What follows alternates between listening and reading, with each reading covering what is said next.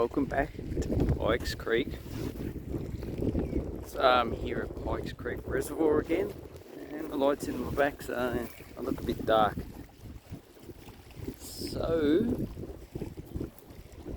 we're looking at Permian tillites. So I haven't read that much information on them because it's just been a bit busy, but here is the Bacchus Marsh Formation.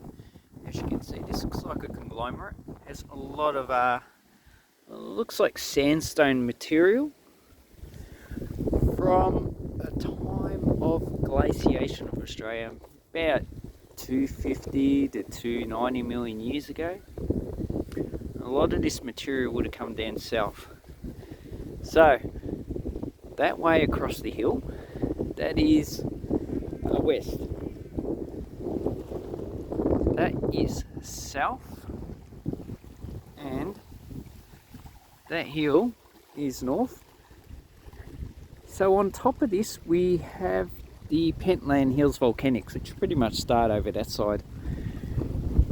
And the Pentland Hills is, I think it's about 60 million year old volcanics. So basically 60 million years ago there was a volcano here somewhere, and it deposited all the actual basalt lava. I think it's olivine rich basalt. So the actual volcano has been long eroded. They generally don't only last a few million years, but it was deposited on top of this Bacchus Marsh Formation.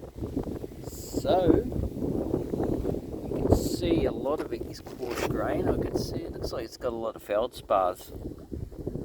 Don't see that much quartz. It could be milky quartz, but as this material has come from the south, it would have come from somewhere on Antarctica. So I'm not too familiar with the geology of Antarctica. And on top of it we have just a alluvial deposit, so a lot of eroded material.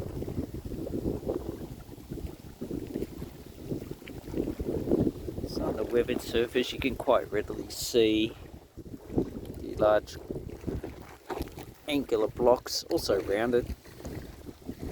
So this could have also been from the end of a moraine. So a moraine, the end of a glacier should I say. Here we have pretty coarse sandstone, probably acros. Here's one of those blocks of sedimentary rock. This could also be Silurian or Davician sedimentary rock that's in central Victoria. So and these are, I don't see too many drop stones, so this is probably drop pebbles, drop sand. I don't see any indication of 1 to 2 meter rocks. Although this is a 1 to 2 meter rock, I'm talking about 1 to 2 meter rock inside this.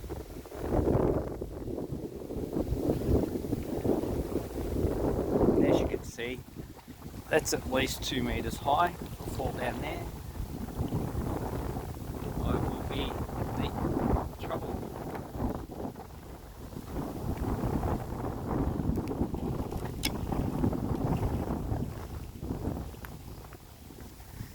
Okay, so there's not too much information that I can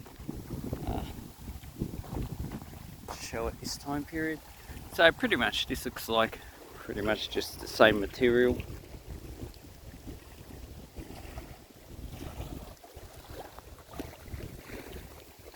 So here we have the weathered surface. Obviously this is iron impregnated, so it should actually be a lot harder.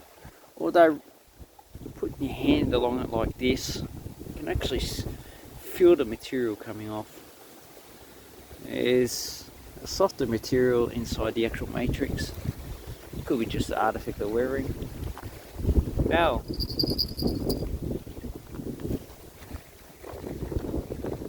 and so as you can see, we just got sandstones here. Then we move over about half a meter. We've got like a pebbly type material. Okay, so then we go down below and we have some quartz. So it's a lot of this is rounded, so it's been transported quite a long way.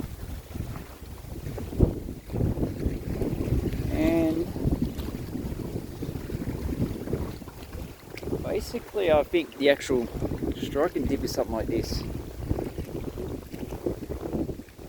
I don't know of any. Yeah, it looks like that's the actual layering. So it's obviously been bolted and deformed. Is that a? So this material, you never know. Could have actually had some.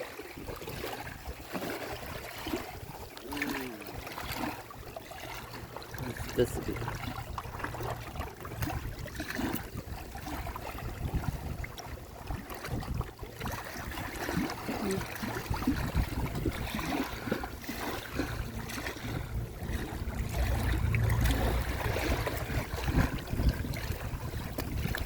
Okay, so I was talking about vertebrate fossils. Yeah, I don't see any. Because it's glacial, it'll probably be broken up quite readily, frozen and thawing. Talk about pharapsids. If you're going to look for any material pharapsids in it, this would be one of the places, although glacial material, probably not. So as you can see, this is fairly coarse grained. That's definitely a conglomerate. And just a metre up, you just got a sandstone. Actually, feels like a silty sandstone. So you got a whole different matrix of materials. So all this sandstone wouldn't have been the actual rock that's been crushed into a powder by the actual action of glaciers. And at the end, it would have at the end of the glaciers, it would have been dropped off.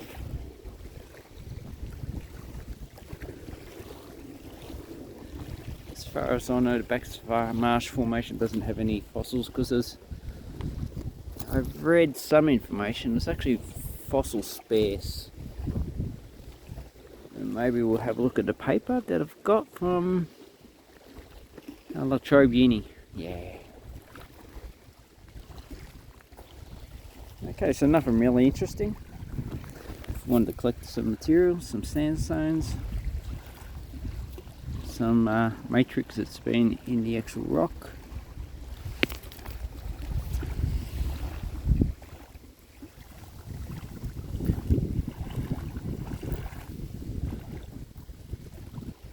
Looks a bit slaty.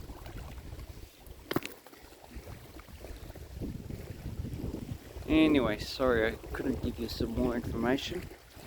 I need to do that. I'm going to come back here with a concise geological history of the area. Now underneath this should be probably Castlemaine group, so Ordovician rock. So you've got Ordovician, you've got the Permian, then you've got the Paleocene to Eocene Pentland hills. Beautiful. Love geology, don't you?